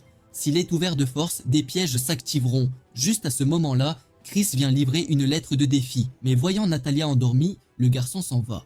Même dans son sommeil, Natalia tient fermement le sac. Ce n'est que maintenant qu'elle ressemble à une enfant normale. Charlotte se souvient comment elle lisait des livres à Natalia et la jeune fille s'endormait toujours à mi-chemin. Maintenant, Natalia a tellement grandi. En effet, Charlotte pense qu'elle ne devrait plus utiliser son nom complet. Elle a beaucoup parlé avec Natalia, mais la jeune fille ne dit rien sur sa famille. Charlotte ne veut pas que sa sœur se souvienne de ses terribles souvenirs. Voyant cela, Lou vient réconforter maman. Alan et Gozetsu l'encouragent également à laisser le temps résoudre les choses plutôt que de tirer des conclusions hâtives. Charlotte comprend et attendra plus longtemps. Alan restera toujours à ses côtés jusqu'à ce que la relation entre elle et sa sœur redevienne comme avant. Le lendemain matin, Charlotte se réveille plus tôt. Elle se prépare, essayant de ne pas faire de bruit pour éviter de réveiller Alan, puis va voir Natalia pour apprendre la magie. Aujourd'hui, Natalia enseigne à Charlotte un sort pour invoquer une explosion. Après avoir étudié avec diligence, elle l'apprend. Charlotte remercie joyeusement Natalia et elle se tape dans la main très chaleureusement. Ensuite, elle s'assoit pour se reposer sur un banc de pierre. Natalia félicite Charlotte d'avoir du talent. Si elle continue à pratiquer ainsi, elle fera certainement encore plus de progrès. Charlotte demande à Natalia de lui enseigner à nouveau demain, ce qui lui rappelle les heureux souvenirs d'avant son apprentissage. Soudain, Natalia dit qu'il y a quelque chose qu'elle veut montrer à Charlotte. Mais quand elle retourne dans la chambre, la jeune fille fouille toute la pièce sans trouver son précieux sac. Elle trouve la lettre de défi de Chris sur la table. Si elle veut qu'il lui rende le sac, elle doit se rendre seule à l'endroit désigné. Si tu veux te battre, ta sœur ici n'a peur de personne. Natalia veut que Charlotte garde ce secret d'Alan. Elle veut y aller seule, puis se retourne et s'enfuit. Du côté d'Alan, les subordonnés de Natalia sont venus signaler que le sac et Natalia ont disparu. Même Lou ne peut sentir l'odeur de Natalia laissée derrière, et Charlotte est introuvable aussi. Juste à ce moment-là, les subordonnés de Chris courent frénétiquement vers Alan, le suppliant de sauver leur grand frère. Chris avait appelé Natalia au donjon interdit. À l'origine, ce donjon pouvait être conquis par des étudiants. Mais actuellement, le boss du donjon est en période de reproduction et très irritable, ce qui signifie qu'ils sont en danger. Dans le donjon, Chris se tient de l'autre côté, jetant calmement le sac de Natalia au fond, car il sait qu'il a été enchanté pour le protéger des dommages. Cet endroit n'est pas perturbé par les professeurs, ils peuvent donc concourir librement. Il s'avère que par le passé, Chris était considéré comme un prodige à l'académie jusqu'à l'arrivée de Natalia. Depuis lors, des études à la pratique, Chris a complètement perdu face à Natalia, déchirant sa fierté. La nuit dernière, Chris a entendu parler du sac et a eu l'idée de le voler. Le Seigneur des Ténèbres ordonne aux enfants de rester derrière pendant qu'il va secourir les deux autres. À présent, Natalia a gagné, mais Chris n'a toujours pas abandonné. Soudain, un bruit étrange vient du donjon. C'est la chimère, le boss du donjon. Voyant son apparence effrayante, tous deux s'enfuient immédiatement. Se souvenant de leur petite taille, ils se cachent derrière un tas de rochers. Le livre dit que si un bruit fort est fait, la chimère sera effrayée et s'enfuira, alors Natalia prévoit d'utiliser la magie. Assis là, Chris sent de l'eau couler sur sa tête. Levant les yeux, il voit que la queue de la chimère a trouvé les deux personnes. Elle bondit pour les dévorer tous les deux, mais Chris utilise un sort pour l'effrayer. Mais maintenant, le corps principal de la chimère approche. Elle piétine une fois, faisant trembler la terre et les rochers. Enterrant Chris sous les rochers, Natalia essaie de s'enfuir mais est frappée par un coup qui la fait tomber. Juste au moment où Natalia est sur le point d'être piétinée, il y a soudainement une forte explosion qui effraie la chimère. Il s'avère que Charlotte a utilisé la magie qu'elle a apprise ce matin. Voyant sa sœur blessée, Charlotte se précipite pour la bander. Natalia se demande pourquoi Charlotte risquerait sa vie en venant dans ce donjon. Elle répond qu'elle s'inquiète pour Natalia. Peu importe la puissance de sa magie, elle reste une enfant. Natalia demande à Charlotte « Tu as aussi une sœur, n'est-ce pas ?» Puis elle serre le sac fort contre sa poitrine. À ce moment, Alan arrive enfin en hâte, disant que le vrai boss de ce donjon n'est pas la chimère mais la salamandre. S'il la réveille, les choses seront très dangereuses. Charlotte est curieuse de savoir ce qu'il y a dans le sac de Natalia. La jeune fille demande si elle a entendu l'histoire du Seigneur des Ténèbres concernant la famille Evans. Charlotte dit qu'elle sait qu'elle a commis un crime grave, mais Natalia proteste bruyamment. « Ma sœur n'oserait même pas tuer un insecte. » Comment aurait-elle pu faire quelque chose d'aussi horrible ? Ce prince pourri a dû la piéger, et pourtant la famille Evans a choisi de l'abandonner. Ceux que Natalia déteste sont la famille Evans et elle-même pour n'avoir pas pu aider sa sœur. Depuis sa naissance, sa sœur aînée avait toujours été gentille avec Natalia, mais d'une manière ou d'une autre, la jeune fille n'a rien pu faire en voyant sa sœur être fouettée. La jeune fille avait prévu de grandir et d'aider sa sœur, mais maintenant c'est trop tard car elle a disparu. Après cela, toutes les affaires de Charlotte ont été jetées, ne laissant que ce sac. Grâce à la magie, la jeune fille a appris que sa sœur était toujours en vie quelque part. Natalia veut rapidement trouver la personne qui retient sa sœur et le tabasser. Mais chaque fois qu'elle utilise la magie, elle est bloquée par une force puissante et mystérieuse. D'une certaine manière, Charlotte et Natalia sont des étrangères. Pourtant, elle donne à la jeune fille un sentiment de nostalgie. Chris a également repris conscience et a absolument tout entendu. Il s'excuse auprès d'elle, ne sachant absolument pas qu'elle vivait de telles circonstances. Juste à ce moment-là, un rugissement puissant et terrifiant vient du donjon, et une salamandre géante apparaît. Charlotte dit qu'elle va la retenir, demandant à Chris d'aider Natalia à sortir pour trouver Alan. Mais la jeune fille refuse absolument et catégoriquement de la laisser seule. Charlotte lance une attaque puissante sur la salamandre qui répond par un coup dévastateur qui la rend inconsciente immédiatement. À ce moment précis, Alan apparaît et la protège. Voyant Charlotte gravement blessée, Alan utilise un sort d'une puissance incroyable qui fait trembler toute l'île. Harvey, qui est au-dessus, reconnaît immédiatement que c'est Alan et espère juste que l'école ne s'effondrera pas. D'un simple regard perçant, la salamandre est projetée violemment en arrière, frappant sa tête contre la paroi rocheuse. Elle devient naturellement obéissante et se transforme en l'animal de compagnie d'Alan. À ce moment précis, Lizelot apparaît soudainement et déclare que cet endroit est strictement interdit aux étudiants. Seuls les professeurs de bêtes magiques comme elle sont autorisés à y pénétrer. Quant à cette salamandre, Alan l'a élevée et soignée depuis qu'elle est toute petite, donc elle le considère comme son papa. Dehors, Chris purge également très sérieusement sa punition infligée par le directeur. Charlotte reprend conscience doucement dans les bras protecteurs d'Alan. Il retire le sort de transformation, lui rendant ainsi ses magnifiques cheveux blonds. Natalia a également reconnu avec une certaine émotion que c'est bien sa sœur. Charlotte s'excuse sincèrement d'avoir caché cela à sa sœur, craignant que cela ne la trouble profondément. Mais Natalia ne fait que confirmer avec une pointe d'incrédulité si elle est vraiment sa sœur. Charlotte récite alors le contenu précis du livre qu'elle lisait autrefois à Natalia comme preuve irréfutable. La jeune fille sort ensuite ce livre exact de son sac et les deux s'embrassent tendrement, s'excusant de ne pas avoir pu s'entraider mutuellement par le passé. Quant à Natalia, elle accepte finalement et avec un certain soulagement d'appeler Alan professeur. De manière tout à fait inattendue, il s'est occupé de sa sœur avec beaucoup de dévouement. Charlotte dit qu'Alan n'est pas seulement son bienfaiteur, mais aussi et surtout quelqu'un de très important pour elle. Les deux animaux s'approchent d'eux et déclarent qu'ils sortent ensemble. En entendant cette nouvelle, Natalia change complètement sa vision d'Allen. Il s'avère que depuis le tout début, son approche envers sa sœur avait un but bien précis. À ce moment-là, les parents d'Allen réalisent aussi que cette relation amoureuse était en fait une supercherie. Iruka s'excuse sincèrement d'avoir menti. Cependant, l'amour profond et sincère entre ces deux-là est bel et bien réel. Ils ne savent juste pas encore quand ils exprimeront enfin leurs véritables sentiments l'un à l'autre. Après de nombreux jours passés, ils retournent enfin au manoir pour profiter d'un moment de paix et de tranquillité.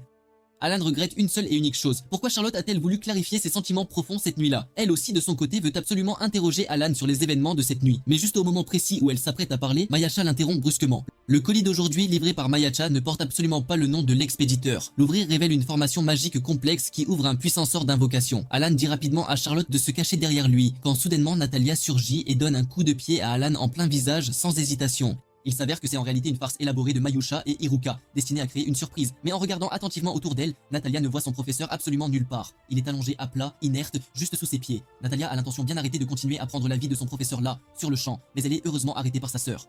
Juste à ce moment précis, Dorothea accourt vers eux, cherchant de l'aide. Iruka et Mayacha la reconnaissent également comme la célèbre et talentueuse romancière. Dorothea a un cadeau spécial pour eux, son tout nouveau roman fraîchement sorti. Le roman se vend d'ailleurs extrêmement bien. Il est entièrement basé sur les adorables sketchs d'amour d'Alan et Charlotte. Alors aujourd'hui, Dorothea est venue spécialement ici pour constater de ses propres yeux comment ils ont progressé, parce que son éditeur la presse énormément pour la suite. Dorothea veut absolument se cacher dans ce manoir, mais Alan refuse catégoriquement, craignant que les murs ne soient à nouveau brisés et endommagés. Mais les deux jeunes filles continuent de le supplier avec insistance de la laisser, elle et Natalia, rester pour une seule et unique nuit. Natalia insiste fermement pour rester ici afin de surveiller attentivement et d'empêcher son professeur d'enseigner à sa sœur des choses potentiellement corruptrices. Ce soir-là, le cochon d'Inde aquatique, Gosetsu, offre à tous les convives un festin absolument somptueux et tout le monde mange, boit et discute joyeusement ensemble, dans une ambiance des plus agréables. Cette nuit-là, Charlotte rêve du passé, d'une époque où sa mère l'a mal comprise, l'accusant d'avoir volé des choses à la maison et elle a été enfermée dans un sous-sol sombre et effrayant. Bien que Charlotte déteste profondément l'obscurité, la douleur et la solitude oppressante de cet endroit, personne ne peut lui faire le moindre mal, ce qui la rend paradoxalement plus à l'aise et en sécurité qu'à l'extérieur. Juste à ce moment précis, Charlotte l'entend l'appeler par son nom, c'est Alan, son sauveur. Il se précipite avec force, brisant l'obscurité épaisse qui se dresse devant elle. Il vient la secourir et la libérer de cet endroit terrifiant. Charlotte se réveille soudainement en sursaut et réalise qu'elle ne faisait que rêver. Elle dort en fait avec Natalia et pas du tout avec Alan comme elle l'avait imaginé. Elle se rend au salon et voit Alan toujours assis, plongé dans sa lecture, pas encore endormi. Elle lui demande alors la permission de s'asseoir à ses côtés. Alan lui répond que c'est une excellente occasion pour eux de faire des choses corruptrices ensemble, c'est-à-dire allumer une lampe, boire un délicieux chocolat chaud, tout en observant les étoiles scintillantes dans le ciel nocturne. Les deux jeunes gens continuent de parler longuement des étoiles scintillantes dans le ciel,